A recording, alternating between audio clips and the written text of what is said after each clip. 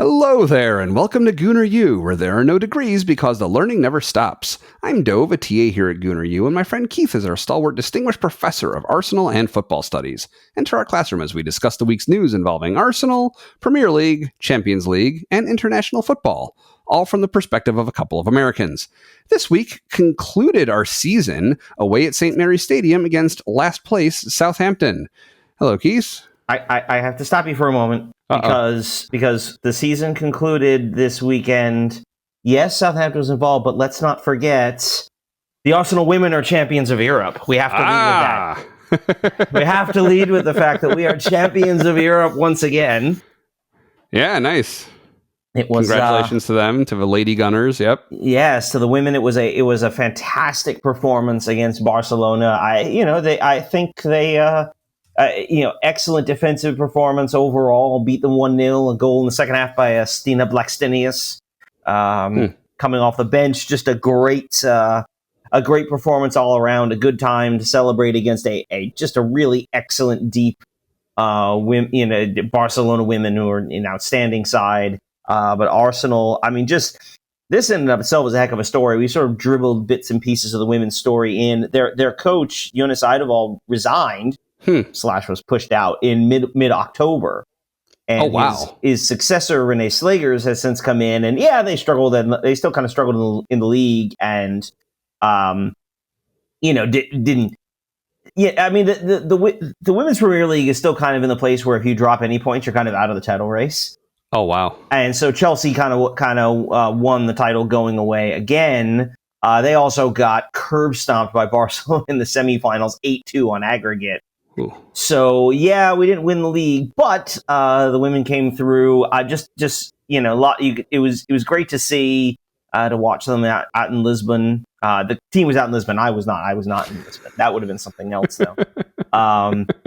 But yeah, a couple of players to mention: Emily Fox and Jenna Neiswanger, two Americans, became the 6th and 7th Americans to win the Women's Champions League. We mentioned Blackstenius. We could also talk about Leah Williamson, who was actually a mascot as a youth Arsenal player, was a mascot back when they won the Champions League the first time in 2007. So it's kind of come full circle for her. It's just fantastic. A great day. And, champions of Europe. And no one else in Europe, no one else in England can sing that. Yeah, nice.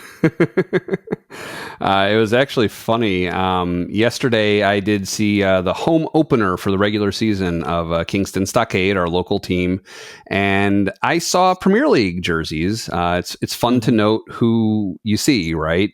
Like I did at Disney World a few months ago. Well, in Kingston, I did not see any Premier League jerseys that were not from Arsenal, actually. One person who I know through soccer, I think he's actually a high school soccer coach in our town, but he had a training jersey on from a season or two ago. I saw a kid wearing a Declan Rice jersey, and plenty of Messi stuff. But for the Premier League, I didn't see any other teams represented besides Arsenal, so that was pretty cool. There we go. There you go. I remember I was talking to someone who was he was at an Argentina game a few years ago, and he had in the U.S. and he had said he played a little game as he walked to the stadium. How many Argentina kits could he find that weren't Messi? And I think he said he were about 15 to 20, and half of them were Maradona. So it really. I guess when you're that good, but yeah, it's good to see. I suspect there will be. Because obviously you spend a lot of time with younger kids in dealing with that in that world through your son and through the games, through coaching. I spend a lot of time with the high school graduates, the young college students, and you can see the clubs that are popular at certain times. And I suspect we're probably going to see if they can win a trophy in the next year or two. I think we'll see a surge in Arsenal. Just because there's always a sense of sort of following the hot club or the hot team. There's always a lot of Real and Barcelona, especially around where I am in Texas, much more Spanish speaking. But you see in England, there were, when I started here about a decade ago, there was a lot of United. You don't see a lot of United anymore, but you'll see Liverpool, you'll see City, you'll see Chelsea, and you see a little Arsenal. So here and there, hopefully that starts to pick up. But we gotta earn that. Yeah, definitely. Well, we're working on it. So along that track, this week we played Southampton, and one William Saliba was not on the pitch, and they didn't show him on the sidelines either. So we know that he was subbed off, I guess, last match, right? What's the update? Do we know what the club is saying about him? I don't remember a specific update from the club so much as floating around. It was a hamstring. Of course it was. I get the impression that if the season wasn't over, this would be the kind of thing where he'd be out a couple of weeks and then we kind of see. So not serious, but also not, not certainly not worth him coming out and playing in this final game. But a couple weeks at this point, obviously with the final game, take the time off. He'll take the part of the summer off. I assume France has a couple of games over the summer, World Cup qualifiers and the like. But I don't know anything in particular that he would have to necessarily worry about too much, at least not for a couple of weeks. And so hopefully he rests up. And like a lot of the team, frankly, I think that a lot of the team just they really just need a few weeks off to just kind of decompress, get away from it all for a bit, and then come back fresher in July. Sure. So speaking of Saliba, a little bit of follow-up from last week. So when I was talking about my player of the week, I chose Jakub Kiwior. And while I won't go so far as to issue a retraction, the single biggest point in his favor was apparently misattributed. As I was preparing our short talking about it, I actually edited out the part where I said this thing I'm about to correct because I was looking for a picture of it and found that actually when I was talking about Kiwior making an amazing play to keep the ball in from going over the byline midair where it was like bouncing, and you see it a lot where everyone goes for it when it's on the line, when it's like on the ground, but he actually midair, that wasn't Kiwior, that was Saliba.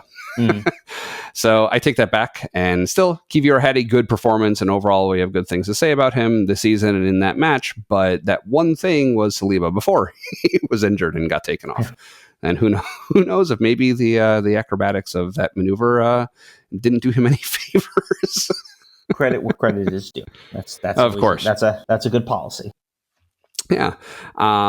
Also, regarding our, we did a short not too long ago where we were talking about promotion and relegation. We've been doing a whole bunch of shorts that are kind of 101 level overviews of sometimes Arsenal topics, sometimes English football, sometimes just soccer and rules of soccer, things like that.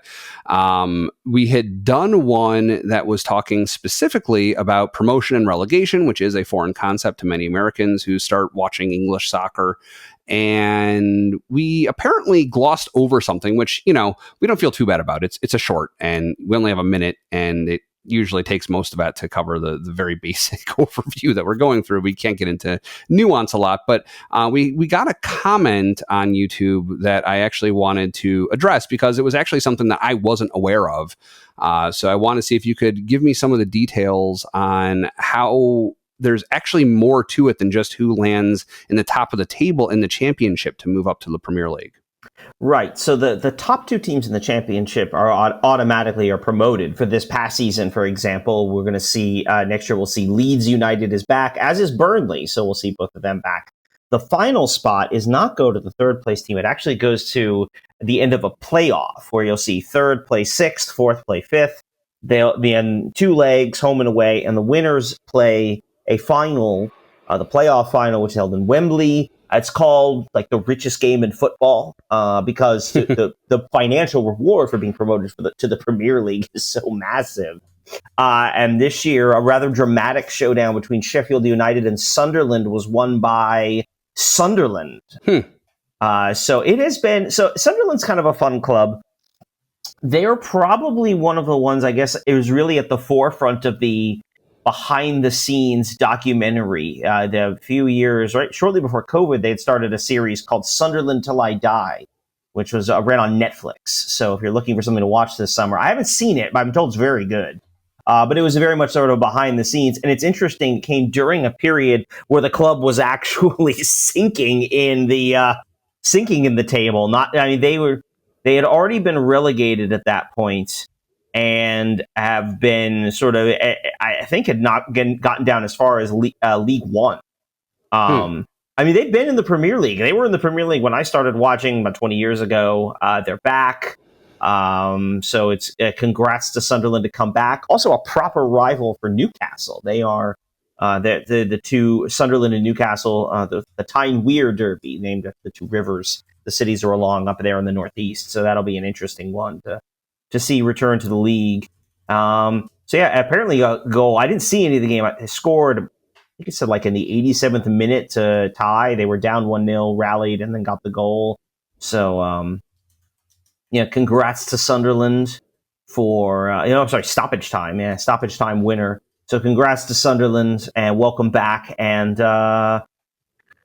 probably going to be picked 20th. I'm just saying.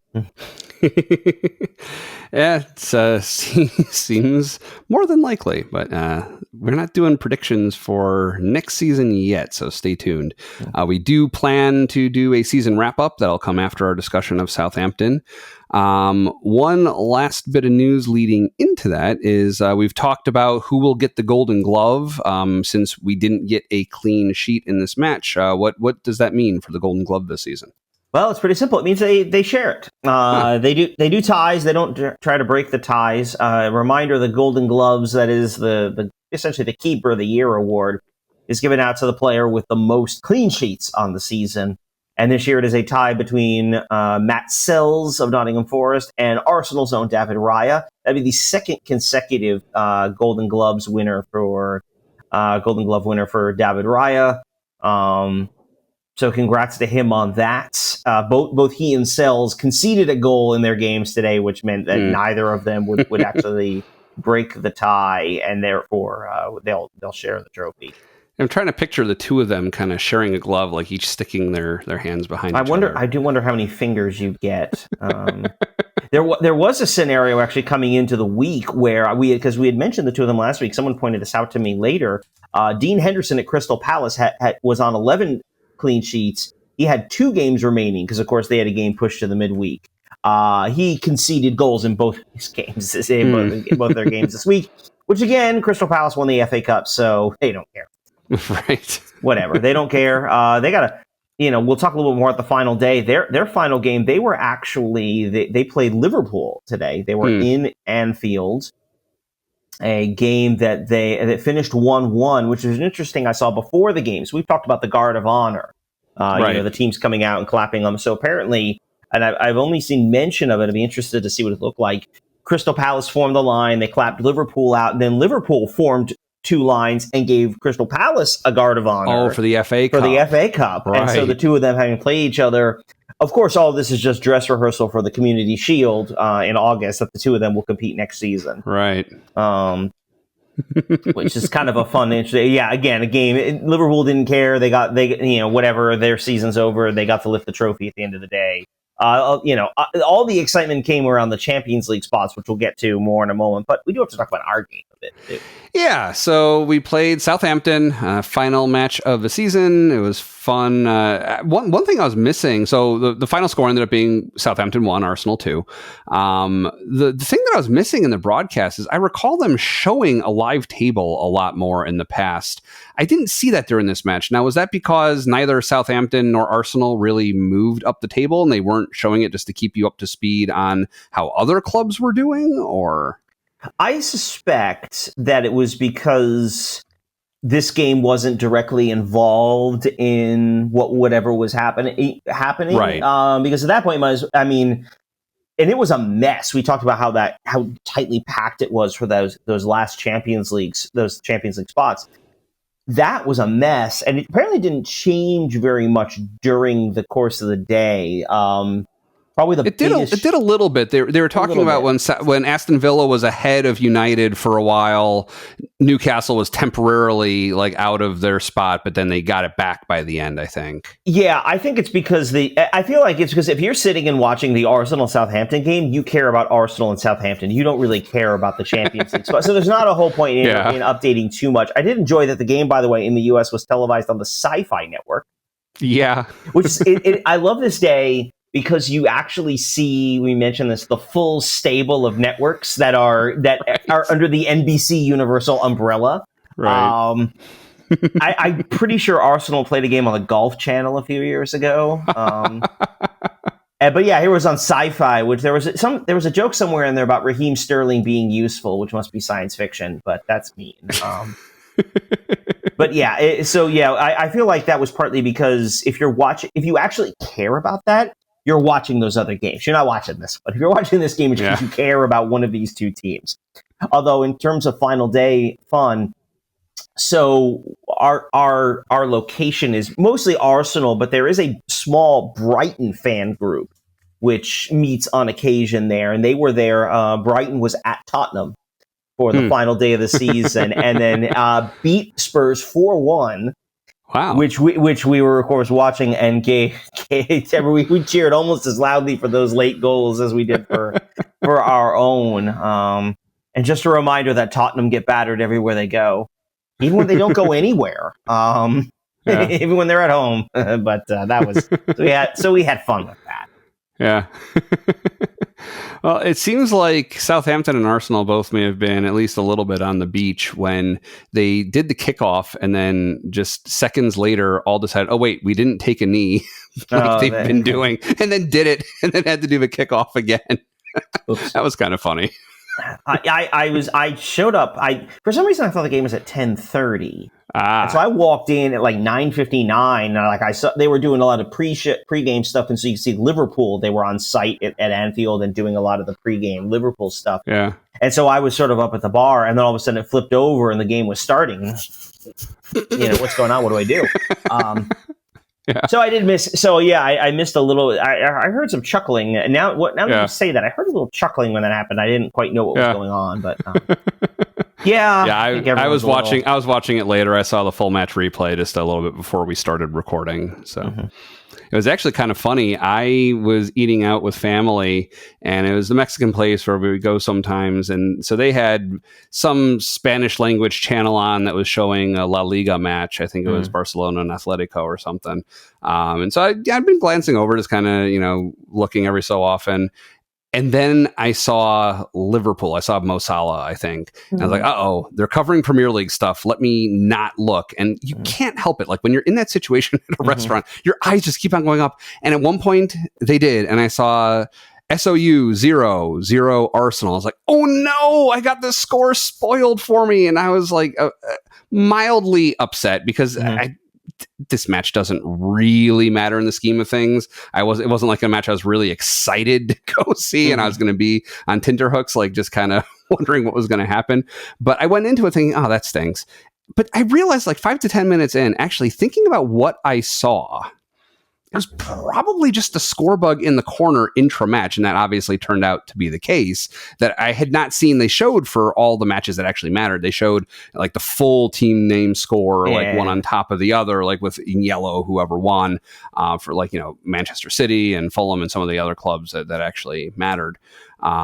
So yeah, I didn't have the final score revealed, which was a relief. But yeah, so one of the first things that we saw watching was a heavily rotated lineup. Do you know, so we talked about Saliba being out due to injury. Do you know the reason for the other rotation? Was it just, like we said, we're kind of on the beach, this game doesn't matter, give guys a run out in the last game of the season, or?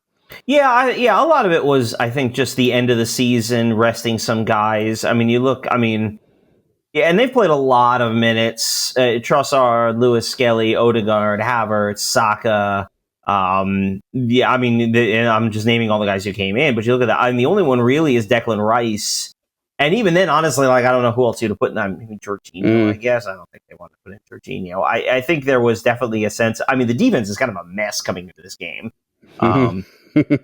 Kivior actually was the only healthy center back we had. I guess Tierney was filling in as the other one, right? Well, Tierney was more the left back. Zinchenko was playing in the midfield more in general. Ranieri on the outside. Marino was playing in the midfield. I think Partey was in more of the right back position, and Ben White was playing a little further forward. So I feel like it was it was kind of a mess, and it was again sort of the end of the season. Heck, we didn't even have Arteta. He was up there in the stands. Right. It looked like on Stubenberg was actually playing the role of manager today. Right, like we expected, yeah. Which wasn't a big surprise. I kind of thought Renee Slager should have done it. the Arsenal women, the Arsenal women manager. Oh. Frankly, I don't care that she was probably more than a little hungover. This is England. She wouldn't have been the first manager to coach a game while still a little drunk. But anyway, that's okay. I think a lot of that rotation was just kind of end of the season, get some guys some minutes, and take some minutes off of some other players who have been running around a lot. Probably still aren't entirely healthy. I mean, nobody's really healthy at this point in the season. But I think that was more of that. Again, kind of especially with the nature of the opposition. I mean, with all due respect to Southampton, they're professionals, they're trying, and all of that. They just narrowly avoided being the worst team in the history of the Premier League. Mm-hmm. Like they're bad, and we saw that today. They're not good. I mean, yeah. One clarifying point when I was relaying that stat to my son, I wasn't totally sure. Is it in the Premier League era, or does this go all the way back to like Division 1 or whatever it was called before? Well, so it's definitely within the Premier League era, but bear in mind for the longest time, and I think into the 80s at least, maybe even later than that. It used to be a system of 2 points for a win and 1 point for a draw, not 3. So some of the point totals, you go further back, and it's a little harder to judge because they weren't counted the same way. But yes, the record holder is the 2007-08 Derby County team that had finished, I think, on 10 points. I think had one win on the season. They were dreadful. Which I feel bad. One of my good friends from graduate school is a huge Derby County fan, and he's So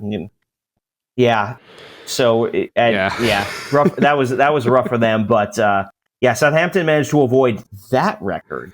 But they 2 wins, 6 draws, 30 losses. They stink. Let's not sugarcoat this. They're not good. No. And I imagine that played a little bit into. Like it was one thing to go into the Liverpool game where you kind of want to make a statement. The Newcastle game, you kind of want to make a statement, and especially you want to do well in your final home game. But at this point, on the road against a bad team, who cares? City was not going to, even if we had somehow managed to lose that game, City was not going to overturn the 8 difference in goal difference to overall as per second. It wasn't. Right. So who cares? Right. So for the first, basically the first half, we were making overtures over and over again, like kind of what we'd gotten used to this season. Lots of time in the opposing final third, lots of crosses that don't end up going anywhere. The 20th minute rolls around and Southampton catches a break and takes a shot. And Declan Rice is kind of turning away, but his hand is kind of outstretched in a weird way, and the ball makes contact with it. Everybody, their hands immediately go up, and VAR ended up clearing that, even though it did look to me like a handball too. What are your thoughts there? My first thought is that's a handball in Europe, I'm pretty sure. If we're on the continent, I bet they call that. But I think what they saw there, because if you watch the replay, his hand is out, or his arm's out, and then as he's pulling it back in, is when the ball actually hits him. So, I mean, I think the argument there is, in terms of intent, he's clearly trying to pull his arm in, and I think that's what they called. I mean,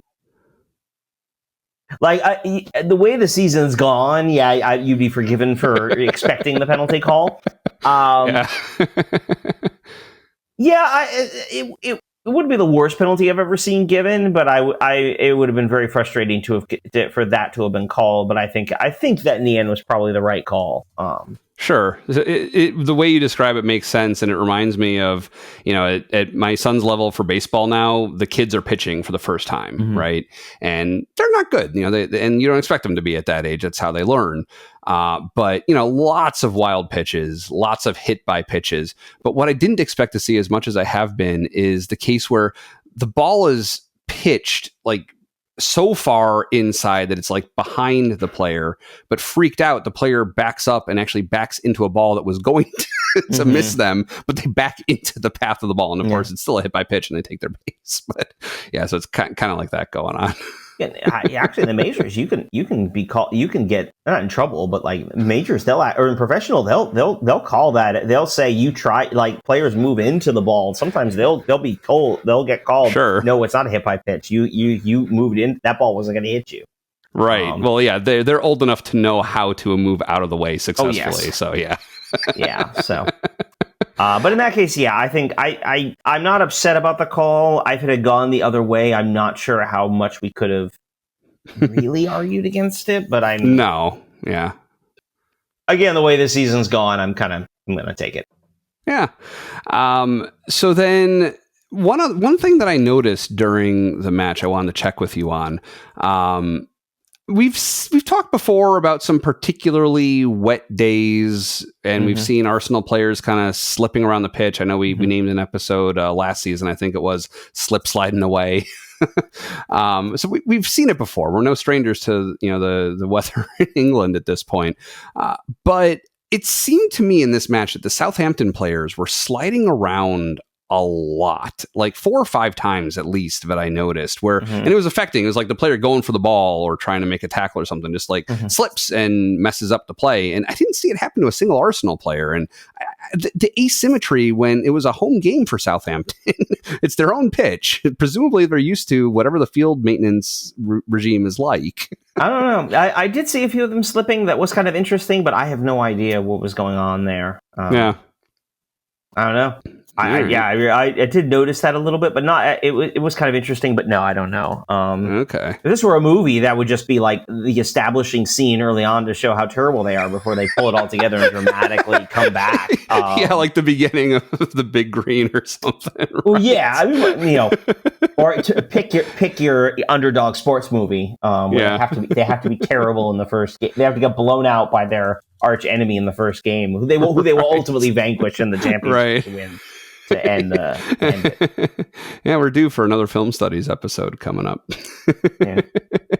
So we did end up scoring before the end of the first half. Kieran Tierney got his first goal, they were saying, since like 2021 or something, a fairly long time ago, which as a defensive player, you don't expect. But it was a nice opportunity that he was presented with, and he converted it.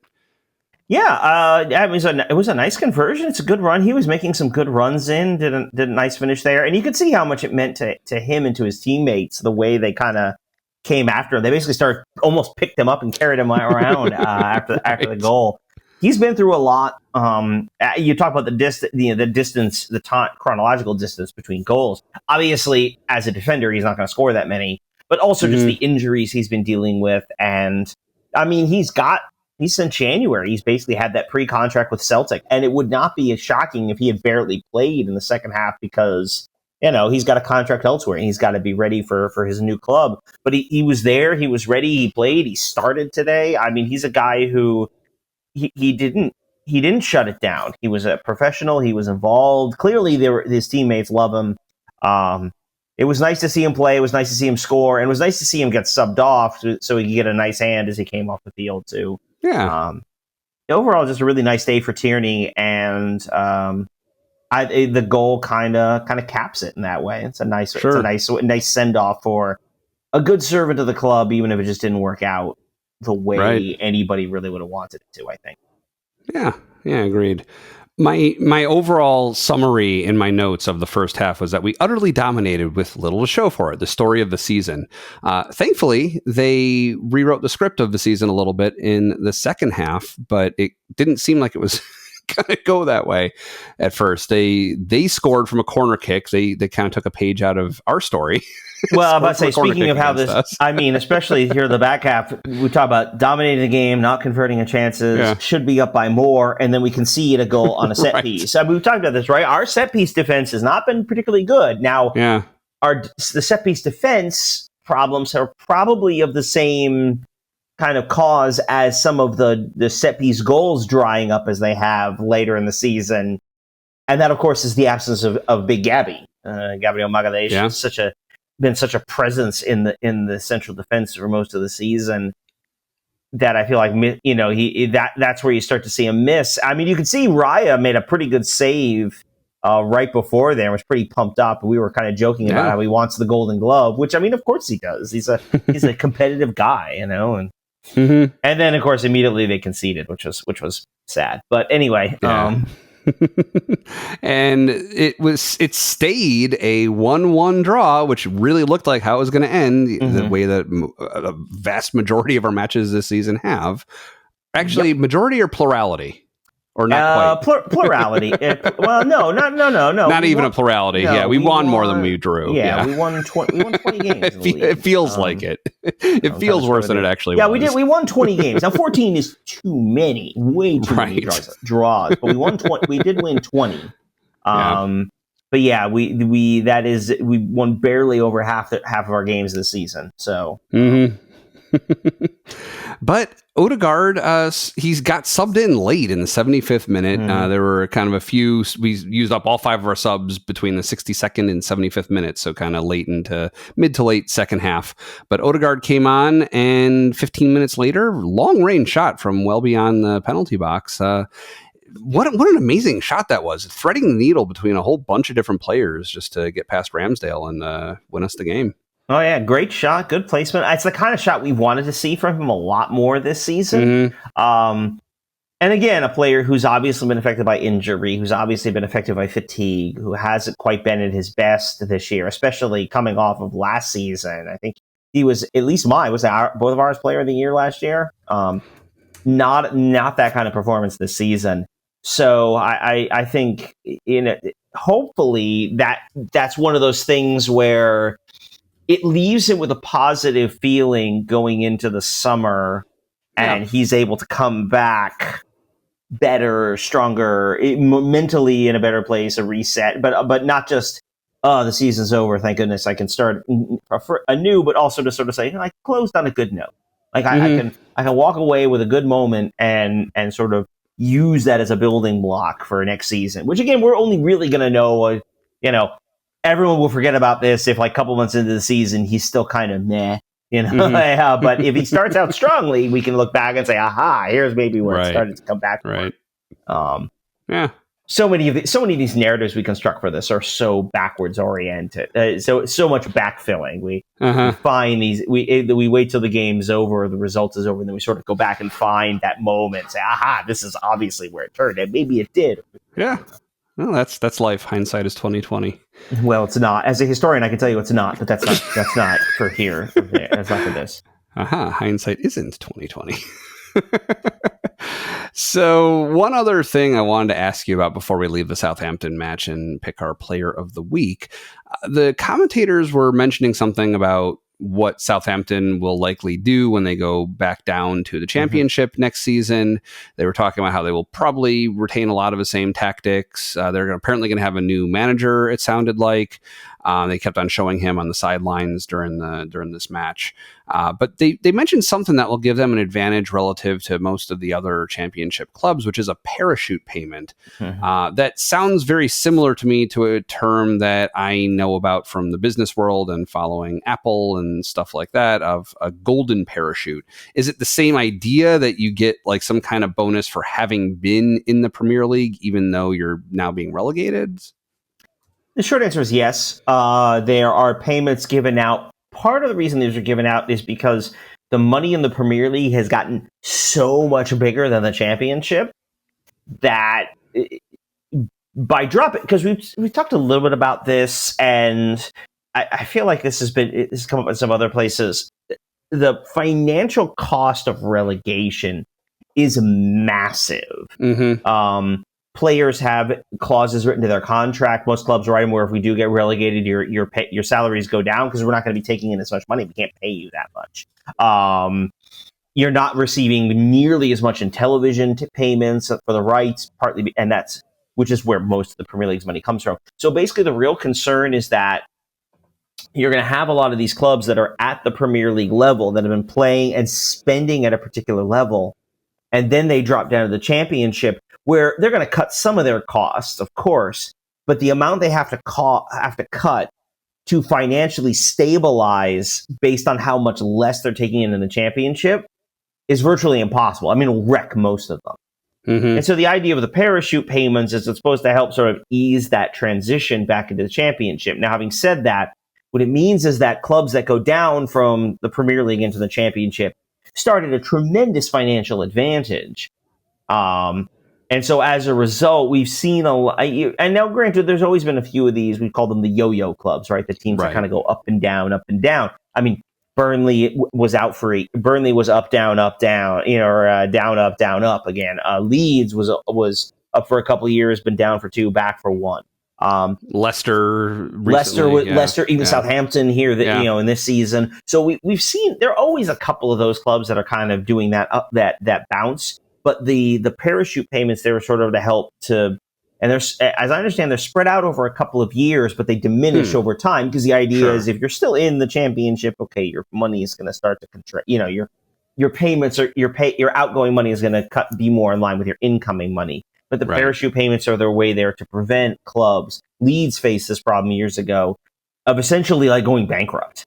Leeds didn't go bankrupt, but now theirs was because they gambled on going to the Champions League, and then when they missed out on the Champions League, they were spending way too much money for how much they were bringing in.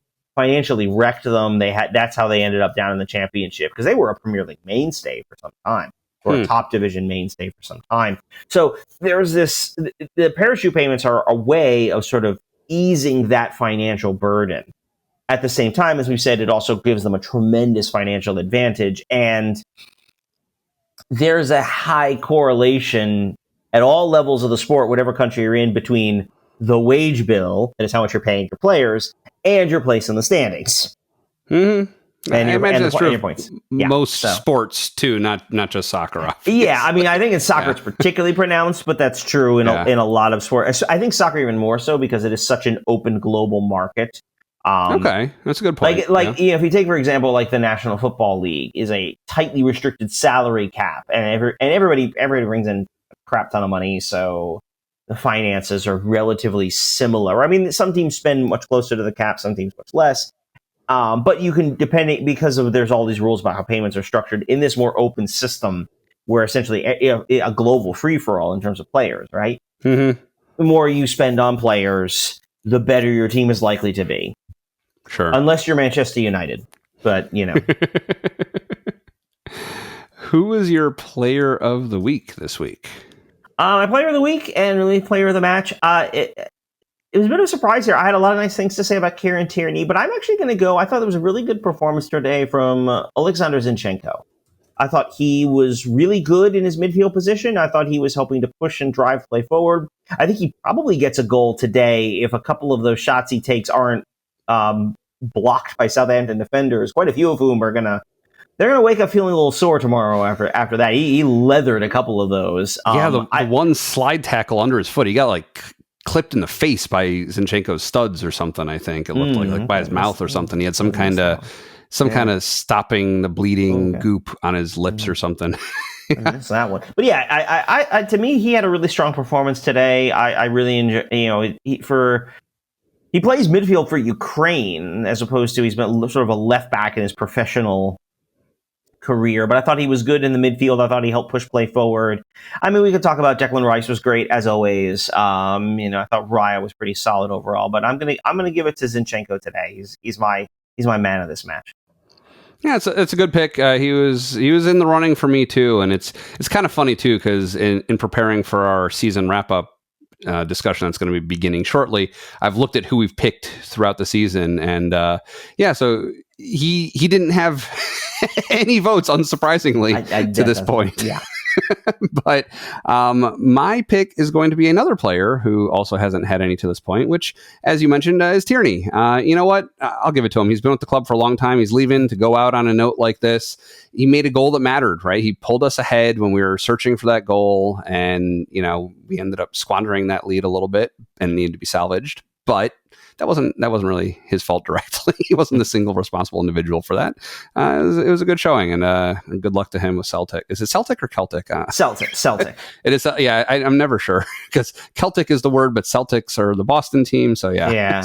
But yeah, so good luck to him. We've got 2 first-time this season picks for our player of the week, so it also very nicely doesn't affect what I've tabulated. already. I mean, I think the way this game was going, I don't think that was going to be much. It's just because of all the rotation of the lineup. Right. In so many ways, this game was a microcosm of our season, right? A lot of possession dominance and opportunities that we can't really convert, where we should have converted more than we did. We end up getting in this case, drawing by losing a lead again. We've talked about that. That's been a bit of a problem. But in the end, Odegaard scores, so we can walk away feeling generally positive about the overall performance of this game/season. And in the end, it doesn't matter because we finished in second regardless of the result. So, right. Metaphors. Along those lines, how did the table end up looking by the end of this championship Sunday? Right. So, obviously, Liverpool, the champions. We officially finished 10 points behind them, which is more than I'd like. I believe they were 7 points behind us a year ago. So it's a 17-point swing compared to Liverpool. So anybody tell you, I don't know how Arsenal can make up the title. I have a few ideas on that. Again, congrats to Liverpool, deserving champions. The real difference, is the real difference. We both lost 4 games this season. The real difference is they had 25 wins and 9 draws. We had 20 wins and 14 draws. Right. There's your 10 points right there. Yeah. And then some. and I mean, there it is. So and we'll talk a little bit about that. We at 34 goals conceded, we were the best defense in the league. But at 69 goals scored, we were only third best offensively. We were. Well, I'm doing quick math in my head here. That's that smell is the wood burning. We finished 17 goals behind Liverpool in terms of goals scored. Want to talk about closing that gap? That's what we got to do. Well, yeah. We can talk about how that's going to happen later, but that's kind of the big thing. We were 3 points ahead of City, who had their worst season in a long time and still won 21 games. They lost 9, which is wild. It's been a while since they've done that. And then Chelsea and Newcastle United ended up finishing in the remaining Champions League spots.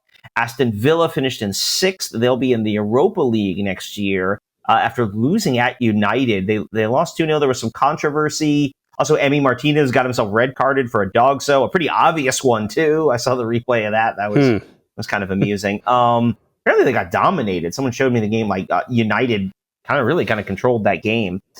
Which is interesting because they stink and Villa's not bad. Villa's pretty good. And so a disappointing result for Villa. There was a controversial call involving a card late in the game. I've read some brief summaries of it. I don't feel qualified to say it. I mean, but if the end result is PGMOL probably screwed up, I mean, that sounds about right to me. So, so Villa finishes in 6th. They'll go to the Europa League. Joining them in the Europa League is 12th place Crystal Palace. You're thinking to yourself, how does the 12th place team get into the Europa League? Remember, they won the FA Cup.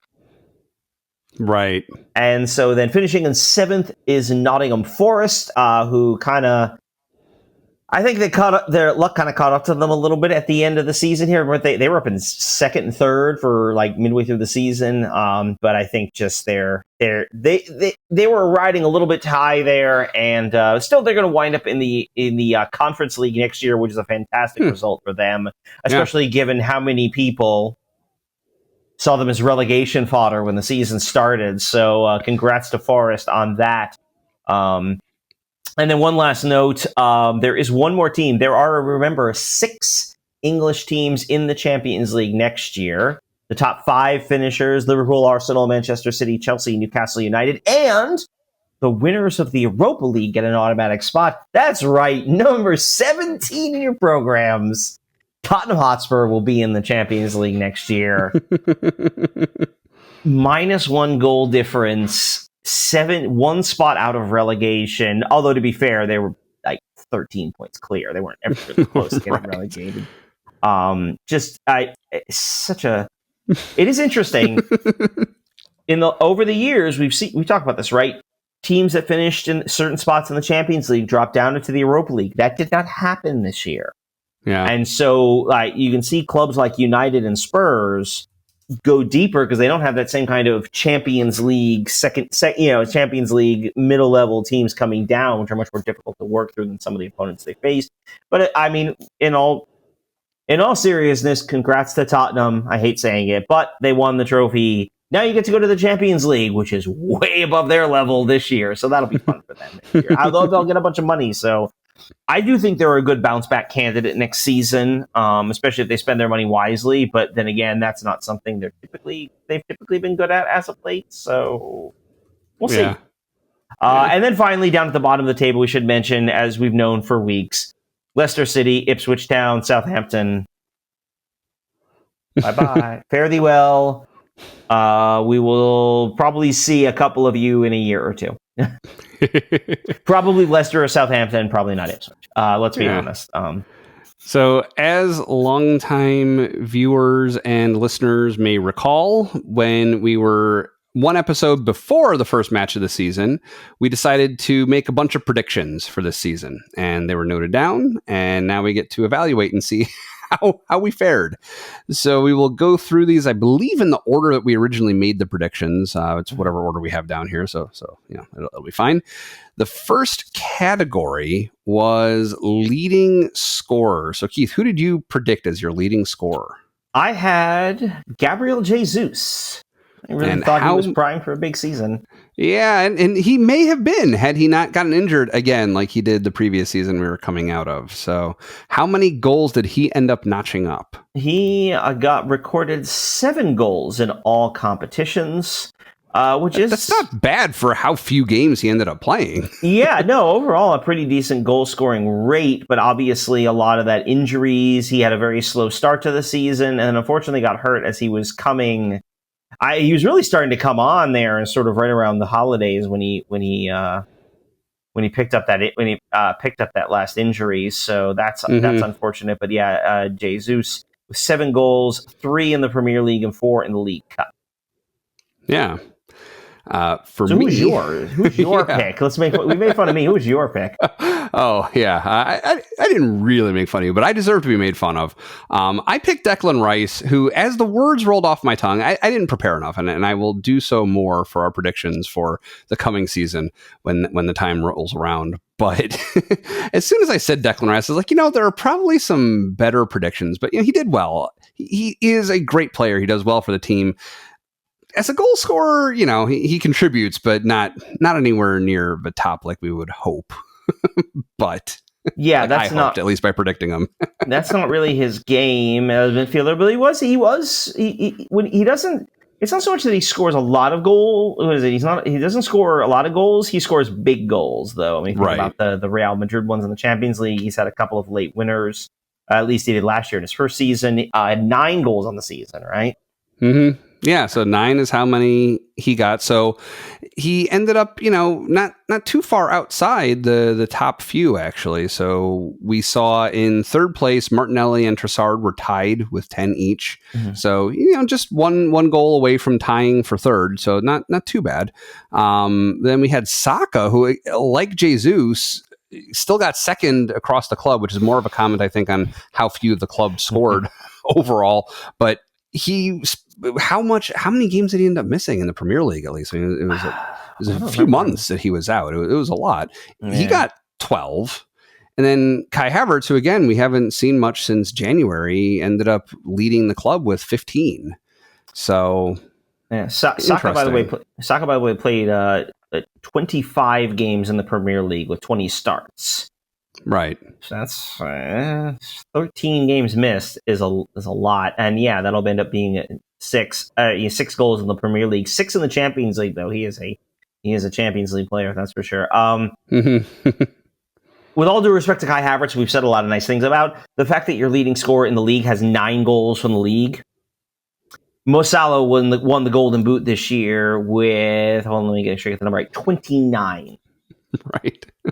I mean, we can go down on the top, the 10th place leading scorer in the league, Jean-Philippe Mateta from Crystal Palace and Jørgen Strand Larsen from Wolves, each had 14.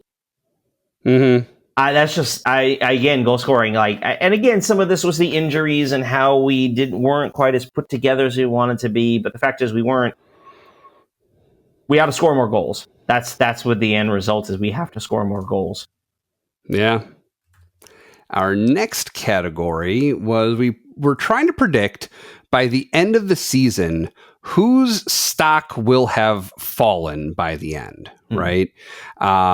So who did you pick to fall over the course of the season?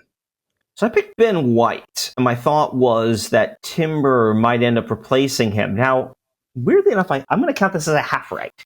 Okay. Because Timber did end up replacing him for a bunch of the season. That's true. Because of injury. And I do think, in a sense, having watched all of that, having think of it as a stock falling, I don't think it's fair to say that. I think it's actually probably fair to say that the way the season played out, White's stock has actually gone up. Because as much as we love Timber and some of the things we do, we also do see the value in some of what Ben White brings that Timber kind of doesn't. I think White's a little more of an offensive focused player.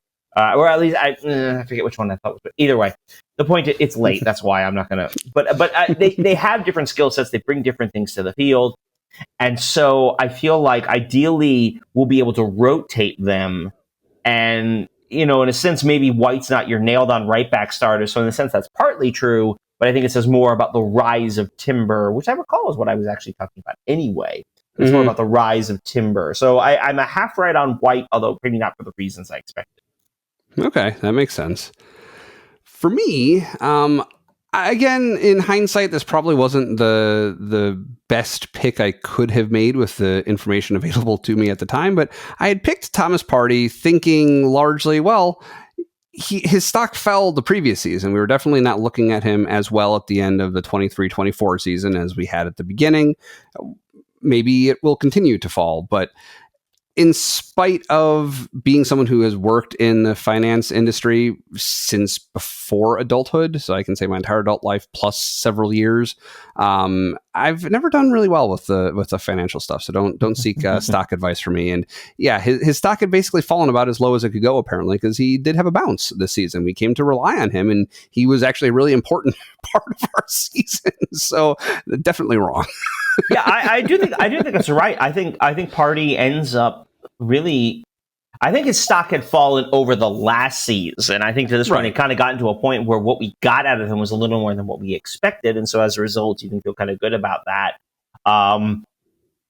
Hopefully, based on some of the incomings and incomings especially, that Partey takes on a more reduced role overall, and as a result, his stock is, I guess, more accurately reflects where it is. I shouldn't say fallen at this point. I don't know finance. I don't really do math. So, but I do think he's kind of, in a sense, his value has risen because we have a better, clearer sense of the role he plays, I think is the way to say it. Sure, that makes sense.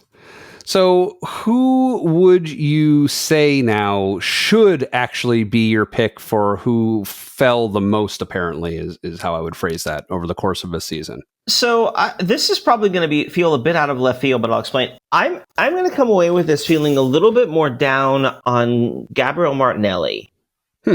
And I say that because, and look, he dealt with injuries as well this season, as everyone did. But I feel like one of the things we talked about coming into the season was the need for a better offense coming out of the left side. And especially given how much Saka was missing, I think we needed a stronger Martinelli performance overall. Now, he does play in, well, I'm doing the math here, 33 Premier League games, so he did miss a few, and he had 8 times off the bench. I feel like at the end of the day, though, he and Trossard were a little too interchangeable, and I think it does open us up for some of the names that are being thrown out in the transfer market. We've talked about a central forward. I think left wing might be on the list, and sort of brief transfer talk here. There's been some kind of rumblings going around that if the club got a good offer for Martinelli, they might let him walk. Partly to help pay for players coming in, but I do feel like there were opportunities here for Martinelli to take a step forward, and it feels a bit like he's plateaued. Like the player we saw, he's still the player we saw a few years ago when he kind of burst onto the scene. And it's not really where you want to be. You want to see growth, and I feel like he's a little more stagnant than that. And so, to me, Martinelli kind of looks at a player that, I'm not sure about him.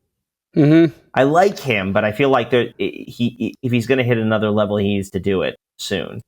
Yeah, I see where you're coming from. That makes sense. I mean, he's 23. I don't want to overstate this. He's still fairly young, but there was an opportunity here, and he didn't take it, as I saw it. Yeah, I see that.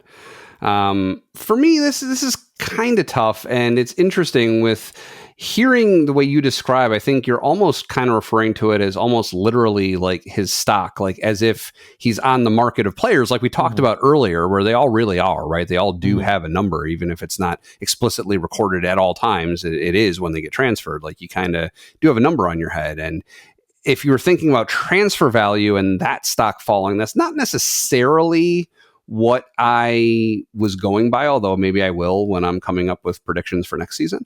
But I was kind of looking at it more as who performed worse than you were hoping for going into the season was kind of the way that I was looking at it. Right. Yeah. So I narrowed it down to three choices, and I'll kind of dismiss the third and second choices, and then I'll tell you who my first choice was.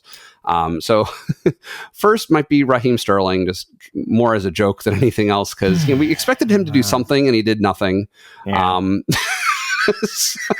But he's also, he's only a player on loan. He's not a permanent member of the team. So it matters less that he didn't do as well. It stinks because we really did need him. Imagine if that was a really good loan that we'd gotten filling in that spot, who stepped up and helped us when we needed it so badly. So that's disappointing. But next on my list is actually, and this is largely informed by the last couple months. There's definitely some recency bias going on here, but Saliba has disappointed recently. He's had some really good plays, like he always does, but some real sloppiness that I haven't come to expect from him. That's disappointing to see. And then, of course, he ended up injured, and hopefully everything's okay, and he bounces back, and hopefully next season is better, and that he's worked out through whatever those issues were.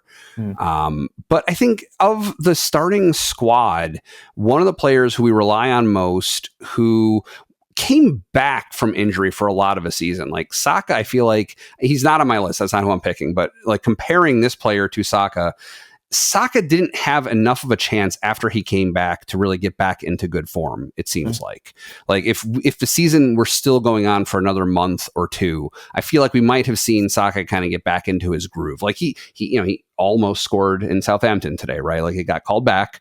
He was offside, which is kind of a weird situation where it wasn't a pass to him. It was a shot that bounced off the keeper. But anyways, I'm not talking about soccer right now. Yeah. But so it feels like he's close to finding his form. This player we saw come back from injury with a lot more of the season left, and still hasn't really found that groove so much. Although, as you indicated earlier, maybe that's around the corner. And yeah, I'm talking about Martin Odegaard. He was a staple of the team so much the last season or two, especially. And he just hasn't been that for us. And we really need him. We need him back. We need him fit and in a good mindset and doing the things, creating those chances, opening up space, those types of things that he's done so well, the creativity that he's always brought. We need that Odegaard back. So hopefully next season his stock rises. No, I think that's a fair way to think about it. Yeah, in terms of not measuring up to expectations, I think, Odegaard's kind of the chief culprit there in terms of, because he's so integral to the team and how they play. If he's not up to his level, that hurts so many other guys. Right. And again, his season, as we talked about, was obviously heavily disrupted by injury and kind of the lack of real alternatives. So, yeah, exactly. So stock rising. Who did you predict would have a risen stock by the end of a season? Oh, the jokes just write themselves about Jesus rising. I was very high on Jesus coming into the season. I'm going to own that fully. I think his injury is the one that we probably. I imagine if I could have reversed one player's injury this season, part of me wonders if Jesus had been healthy. Are we able to scrape together enough goals to keep up enough of a challenge on Liverpool that maybe they falter if we're a little closer? I don't know. Maybe that's a little wishful thinking, but he is a forward player. He can play in the front line. We don't have to play Mikel Merino up there. I mean, I think he does add a lot. And so it's kind of unfortunate the way that played out injury-wise. So he was my pick to improve. That's why I also had him pegged as a leading scorer. He was to me, he was kind of the central forward from within. He was, if I may borrow the Arsene Wenger line, like a new signing. And he was more like an old signing that, kind of one of those players we signed and he was hurt and he never did anything. So it obviously disappointing. He probably won't be back until the end of the calendar year. It was kind of knee injuries kind of take about a year. So we may not see him until the holidays. So yeah. Oh, boy. Maybe like a new January signing. Yeah. Well, so in looking at who I picked, which was Riccardo Calafiori, I think there was just kind of a lack of understanding how to evaluate this type of prediction on my part. Never having really thought about it before that episode.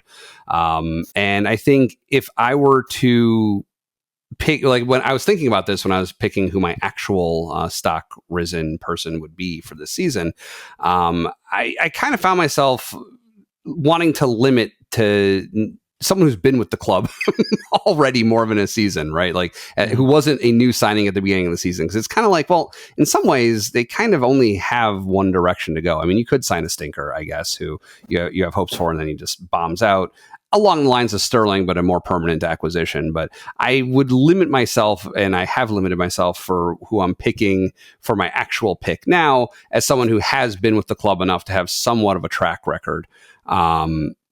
So with that in mind, who did... Well, hold on. Who did you pick at the beginning of the season? I thought I said Calafiori. Okay, Calafiori. Yeah. So he was a new signing, and I was thinking at the time, he has nowhere to go but up. He's a new signing. Like, hopefully, we do think better of him than we did at the beginning, which is true, but I don't think it's remarkable in a way that's worth talking about. So. Fair. That's fair. Yeah. But so who would you pick as your person whose stock did rise the most over the course of this season? So it was interesting listening to you talk about Saliba in the last one. I think there's an argument. This isn't my actual pick, but I do think there's an argument for Gabriel. And I think a lot of the mistakes we saw from Saliba late on, I think, are connected to Gabriel being missing. Interesting. And I think that contributes to some of that and some of what he brings defensively. But my pick, actually, in terms of risen stock, it has to be Miles Lewis-Skelly. Yeah. I mean, if we think about the players, we were talking about this coming into the season, like the young guys who might step in from the academy. Lewis-Skelly, even then, was kind of the second one. It was even one year he was the guy we really focused on. But Lewis-Skelly, I mean, yeah, he could be good too. And by the end of the season, he was the starter. He was getting rested and rotated in advance of the Champions League semifinal. Mm-hmm. I mean, what a player he turned out! What a season he turned in. I'm sort of in awe, and he's really more of a midfielder anyway than a left back. But maybe he's our left back of the future. I don't know, but I think to come from where he was, which was just kind of on the periphery of the squad, to being as close as we got to a nailed-on starter, especially in a position where there is a lot of competition. We have a lot of left backs. To me, his rise is just outstanding. And again, he's 18. Like there's room for him to go, and I think there's versatility for him as well. So I'm very excited to see how that. It's exciting to see, and then excited to see that play out. He just has to remember to stay humble. So. So with everything that I said in mind about someone who's been with the club longer, he was my first choice pick too. And I guess he's been in the academy, so you could still say he's kind of been with the club for more than a season already. But so well said. I agree with everything. Been a huge contributor, and definitely we thought the most more of him by the end of a season than anybody else. So fully agree with you there. My second choice pick, who I'll take on as my own, would be Jurrien Timber. And he's kind of a funny case because he had been with the club for a full season before entering this one. Sort of injured for 36 of our 38 Premier League matches. Yeah. So I didn't really know what to expect because we hadn't really seen him very much. And aside from Miles Lewis-Skelly, I think he impressed the most for someone who we hadn't really seen much before. He had become a really critical part of our back line. And like you said with Big Gabby, where absence makes the heart grow fonder in a way, right? Like we realize how much we miss Gabriel once he's injured, and of course we always appreciate him. He's he's been a very frequent player who we've talked about as especially with his offensive capabilities in the box, but even as one of the two center backs. With Timber, it's kind of the same thing. Like once he got injured and we had to scrounge for replacements, that was kind of tough too. And then especially with some of the other injuries that we've been suffering on the back line in the later part of a season, it really helped highlight how much we did need him. So I thought for a joke, it might kind of be funny to talk about Kivior a little bit. Like I do think more of him than I did at the beginning of the season, but not as much more as with Timber. Like he's done okay covering for Big Gabby, but not like Miles Lewis-Skelly or Jerry Timber. Like wow, he needs to be a starter. Yeah, I think again he works as that spot starter. It'll be interesting to see if there's always been rumblings since he's been here about going back to Italy and presumably getting more playing time. But I think if we could keep him on as the sort of the reserve center back, I think like anyone else, he just needs some playing time, and I think he got it and was able to settle into his role. Yeah, we're going a little bit long, so let's try and make this one quick. The next prediction we made was the bottom three, who was going to be relegated. I will cover who we picked really quickly, and then you can let us know how close we were. So you had picked for relegation Ipswich, Forest, and Wolves. I had picked Ipswich, Southampton, and Wolves. So we both got Ipswich. So everybody gets an Ipswich. Yeah. and you get credit for Southampton. You beat me on this one. You got 2 out of the 3. I thought Leicester had a little more guile based on their recent experience. They'd be able to stay up. They did not. They were bad. Leicester, Ipswich, and Southampton are going down. I don't feel bad about the Wolves pick. They were not particularly good this season. Obviously, much better. They were 16th, so obviously much better than the relegated sides. And then one last time, mea culpa on the Forest pick. Yeah, we're both wrong on Wolves, so there's that. All right, so top 4. So this was a little interesting. So you had predicted City on top, Arsenal number 2. I'd predicted Arsenal on top, City number 2. We were both wrong on those. It's tough to tell how you evaluate this, and we could come up with a system, but it's not really important. We both had Liverpool number 3. You had Chelsea number 4. I had West Ham in number 4. So you got, of the top 4 that you picked, they were basically all in the top 4, just in a different order. So I think overall you were closest. I put West Ham in there and no Chelsea. So I'm definitely giving myself credit for winning this one. If you swap City and Liverpool, I nailed it. That is a heck of a swap, though. Yeah, we were second again. Liverpool wins the title. Obviously, City in third, Chelsea in fourth. Especially good job on Chelsea. That was an interest. I was a bit of a flyer. I wasn't really sure what to do with that 4th pick, but they were as good a choice as any. And don't pick West Ham. Just don't do that to yourself. I've learned. So one thing that we talked about last season that was kind of fun is, as anyone listening to or watching this knows, we pick a player of the week every week. And it's fun before we pick who we overall feel is our player of the season. It's fun to look week by week. Who did we pick as our player of the season as we felt about it at the time? So your number 1 ended up being the combined number 1. And I had a 2-way tie between him and one other player for my number 1. Who would you guess was number 1 for us combined? I'm going to guess it was Rice. I'm going to say Declan Rice was our top pick.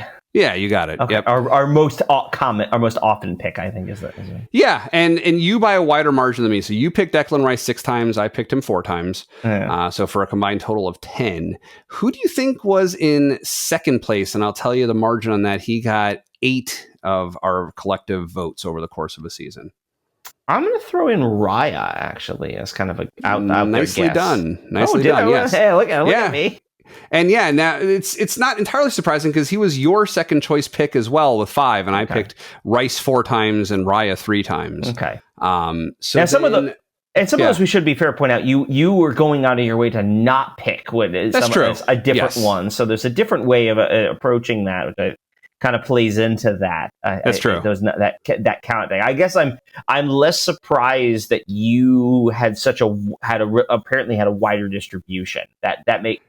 Knowing the way we're picking, that makes a lot of sense. Yeah, no, it does, and that's a good way to put it. I did have a wider distribution, so I picked a wider variety of players. There's 1, 2, 3, 4, 5 players who I picked who you never picked. You had one who you had 2, including Zinchenko today, or actually 3 because Jesus. So you had 3 that I never picked. So yeah, it's a slightly wider range that I covered. So yeah, it's interesting.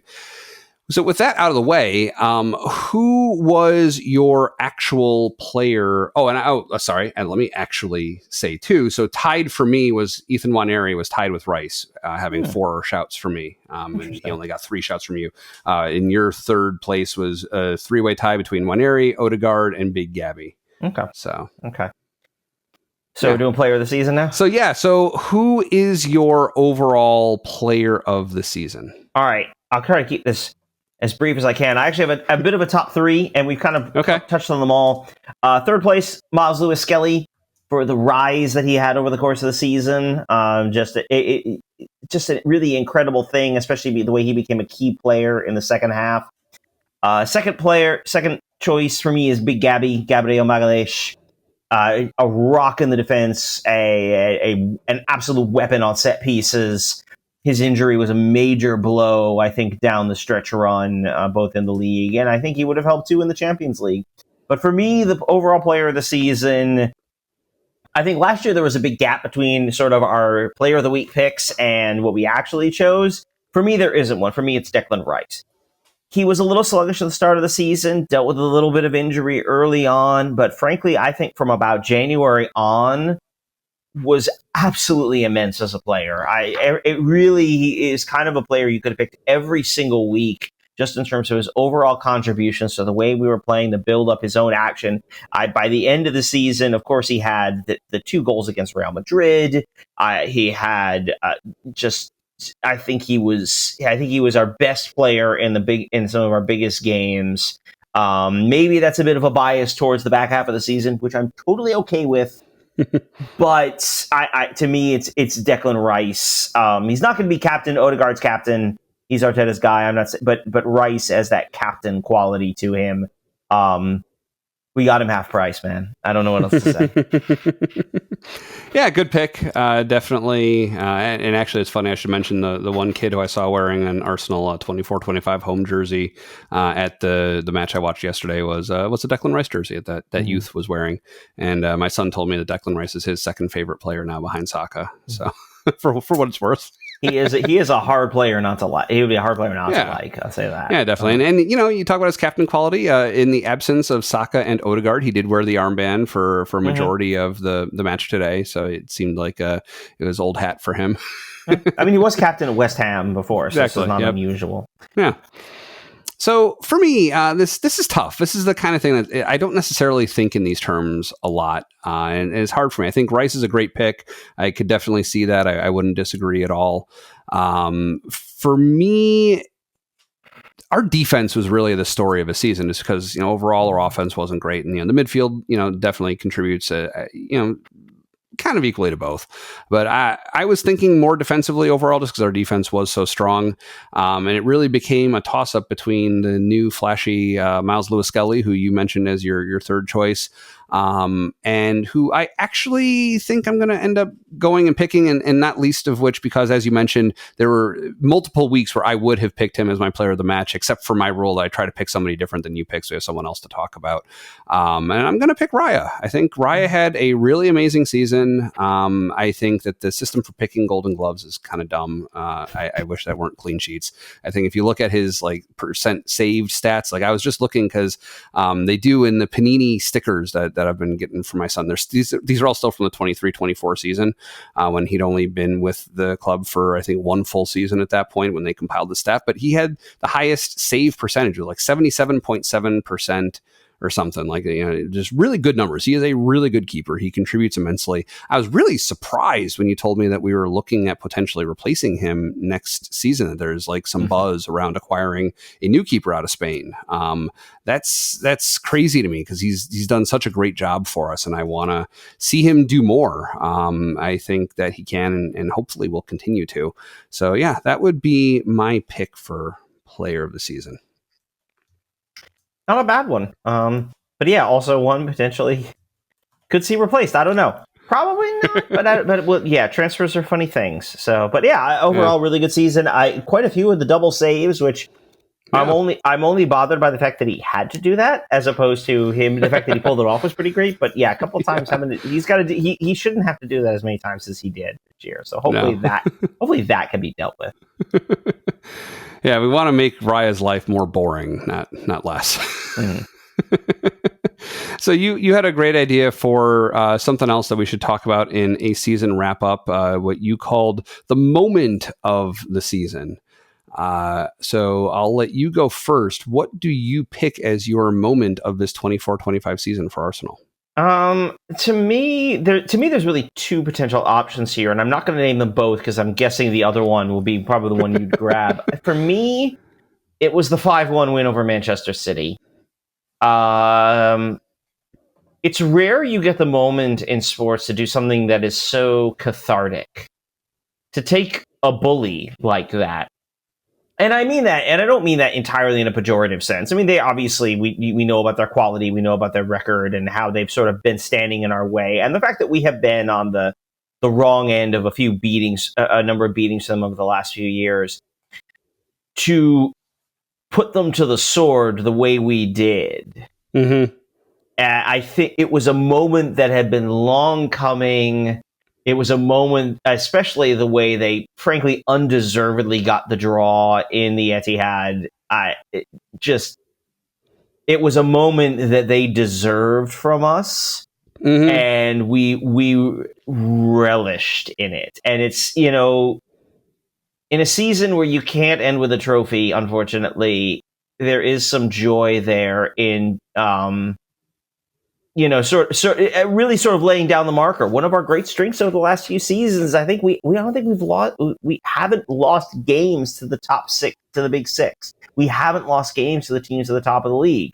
It's the others that we've had some problems with. But for where we were even just 3 or 4 years ago to where we are currently, to be able to put a City team to the sword that way was deserved and enjoyable, and for me is going to be the one, when I look back, that's going to be one of the ones that sticks with me. Yeah, fully agreed. That was going to be my pick. So just to add some things, I mean, just like this was the 5th match of the season, right? This was way back in, I think, September. This was a long time ago now, and so just to replay a few of the details, and I will pick mine, which won't bear as much discussion because it's quite a bit more recent. But so Erling Haaland scored in the 9th minute with his 100th goal for Manchester City, right? Put us on the back foot. But only like 13 minutes later, Ricardo Calafiori scores his first goal for our club, right? Amazing. And it was super contentious, if you recall, right? There was, the ref blew the whistle while he called over, I forget who, I think it was Saka was acting as captain or something, but he pulled over the 2 captains from the teams, was talking to them. While he did that, Declan Rice and Thomas Partey moved the ball like 10 yards closer to the goal. And then while he was still in conference with Rodri and I do think it was Saka, they restarted play while Rodri wasn't yet in position, and he was upset about that. And he was the one who should have been marking Martinelli, who made the run up the side that ended up getting crossed to Calafiori to put the goal in, right? So a contentious, dramatic call, that one of the few this season that went in our favor, right? So I don't feel bad gloating over that a little bit, especially when within this same match, we had a really major one that didn't. So then we have Gabriel in stoppage time in the first half, putting in an amazing header, the way that he was like kind of messing with Kyle Walker, like just kind of playing with him until all of a sudden the arm went up, he got into position, he just like put it in like a champ, right? Amazing.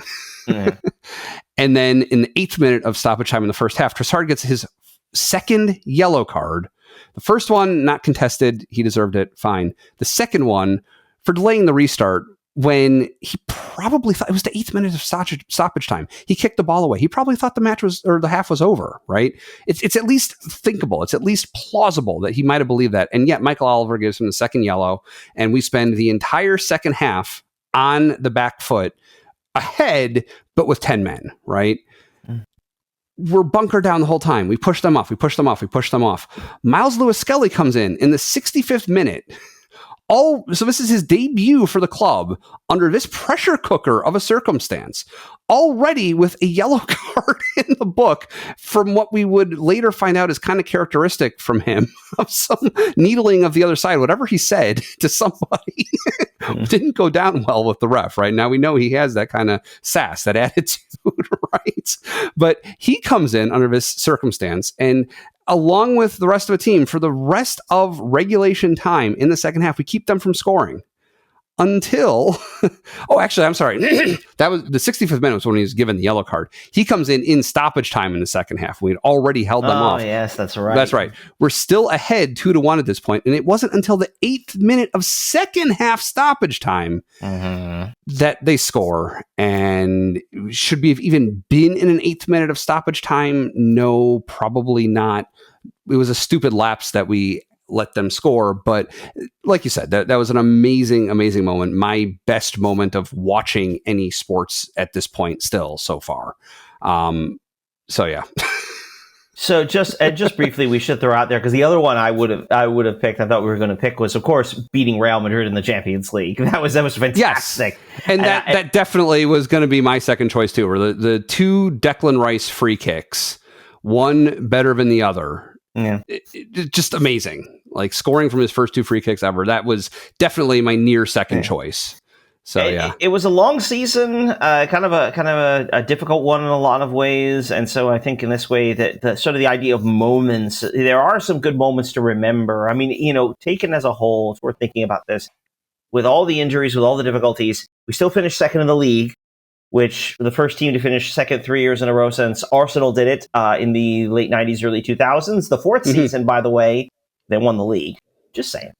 Okay, that's good to note. But we finished second in the league, semifinals of the Champions League, did make the semifinals of the Carabao Cup. I know it didn't go very well, but we were there. And then, fine, the FA Cup. That wasn't very good. But, this was still, in a lot of ways, a very successful season, even if it doesn't necessarily end in the trophy. And I know we want the trophy. I want the trophies. I want to win things. That's why we're here.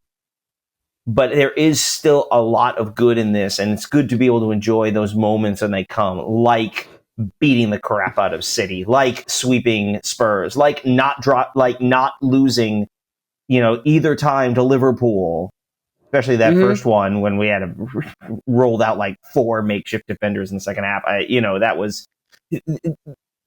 Yeah, and the blowout victory in the City reverse fixture where we beat them, what was it, like 8-1 or something? 5-1. That game was my moment there. So in a sense, those are the kinds of things we want to be able to enjoy. And to sort of look back at the season as a whole, it wasn't that bad. It did actually, there's a lot of good here. We just got to find that extra step. Yeah, and like you said, we were talking about this a few weeks ago, before we played Newcastle, and I was saying that I didn't want to see us backslide and finish lower than second, and now it's turned out that way, right? We did secure that spot again, and it's basically progress on all fronts, or at least no backsliding, right? So, in the league, we still finished second, but we did go further in every other competition we were in, right? So, except maybe the FA Cup. I think we went around longer last season in the FA. Yeah, that may be, but yeah. So overall, like you said, great season. Let's shift focus to what roster changes we might be expecting for next season. There's a lot to throw in here. We're already running really long, so I'll try to keep this brief. We've talked about the possibility of another keeper, Joao Pedro from Espanyol is the name that's been thrown out. Maybe we do need a backup keeper with Neto on loan, going back to Bournemouth. There are we know Martin Zubimendi is coming in. We know Jorginho and Tierney are going out. Zinchenko is another one. There was kind of a valedictory feel to his performance today. Perhaps Zinchenko's a guy who may be on his way out. Supposedly, I just saw the story from earlier today. Arsenal has made contact with RB Leipzig about Benjamin Sesko. We know we've made some had conversations with Sporting about Victor Gyökeres. So the possibility of a striker. We have also apparently had outreaches for wingers. Real Madrid's Rodrigo is one we've talked to. We've also talked to AC Milan apparently about Rafael Leao. So don't be surprised to see some forward players coming in. There's in the past been interest from us for Nico Williams, who's at Athletic Bilbao. Although Real Madrid's sniffing around in him, which is usually how that one ends. But we'll see. I don't know. It'll be curious to see. That's going to be a lot of money spent. Don't be surprised if you see a couple of more players go, a couple of names on the current roster go out. Nuno Tavares, remember Nuno Tavares? Was on loan in Italy, I think with Lazio, had his option picked up. So we'll get a little bit of money from that. So it will be interesting to see what we do. Again, transfers get crazy. Don't lose yourself in the rumors and everything. But the hope is we'll be able to get something done, a couple things done. So there will be briefly an open window for about, I think, the first 10 days of June. They'll close it for the early part of the Club World Cup, and then they'll open it again later. And I think there may even be a stretch where only teams in the Club World Cup can make transfers. This is all weird and kind of crazy. So I'm not going to try to get this because I don't quite understand it, but just keep an eye out for names that are around. And the end, we kind of have to trust, and I think they've earned that trust that the leadership at Arsenal, Arteta, and then Andrea Berta will make the right calls, and the players we do bring in are going to be the guys, hopefully, that help us take those steps. Yeah, definitely. So what is up for next week? It feels funny saying this with the season being about over. Right. So next week, if you're into that sort of thing, the Champions League final will be on Saturday. Paris Saint-Germain and Inter Milan. I probably will not be watching because I hate watching the round after my team is eliminated, and that's the final this year. So whatever, I don't care. Mostly Transfer Mania. Get excited about names of who's coming and who's going. And again, don't trust anything until it's on the website. Other than that, a lot of international stuff as always in the summer. World Cup qualifiers will continue. Here in North America, the Gold Cup for CONCACAF will be this summer as well. So that'll be fun. The Club World Cup also, if you're really interested in that sort of kind of thing. That'll be on DAZN, DAZN, and their YouTube channel, the same group that hosted the Women's Champions League final. So those games will be happening in June and early July. And then in late July, Arsenal will be beginning their preseason. They'll be playing out in Asia. I think they're going to play. I think I saw Spurs in Hong Kong. I think we're supposed to play AC Milan. Probably another couple big teams out in Asia. So not coming to the U.S. this year. I guess we can't hog them every year. Yeah. Yeah. The important thing is that everybody stays fit and healthy. It's preseason. Nobody gets hurt. Yeah. That's the important thing. But yeah, it will be here before you know it. It is, as we record, Sunday, May 25th. Premier League season opens in the middle of August. Sometime in June, we'll get the schedule. And then the Community Shield will kick off with Palace and Liverpool, and then we'll be off to the races again. Yeah, and when it comes to our show, we usually take most of the summer off. Don't be surprised if you see an update here and there, perhaps a film studies episode or perhaps an update on the international game or something. But for the most part, you probably won't really see us in earnest until August, until around that time you said when Arsenal is back, or about to be back at least. So. One last weird prediction before we wrap up. Prediction for opening day: Arsenal at Brighton. I don't know why. It just has a weird feeling. Arsenal Brighton for opening day. Noted. Thanks for joining us at Gooner U. If you're watching on YouTube, you can also listen to our show on Apple, Spotify, and some other places. If you're only listening, try watching us on YouTube with a link in the show notes. Your homework for today is to comment on your own player or moment of a season. Let us know how you think Arsenal did, and maybe how we did in predicting how Arsenal would do. We record the show using Zencaster. If you'd like to try it out, you can support Gooner U by signing up using the link in the description, which also has links to everything we talked about and our social pages. Again, my name is Dove, and you can find me on Twitter at Dove Frankel. With me, as always, is Keith, and you can find him in a pub watching Arsenal matches. Enjoy your summer, everyone, and come on, you Gunners.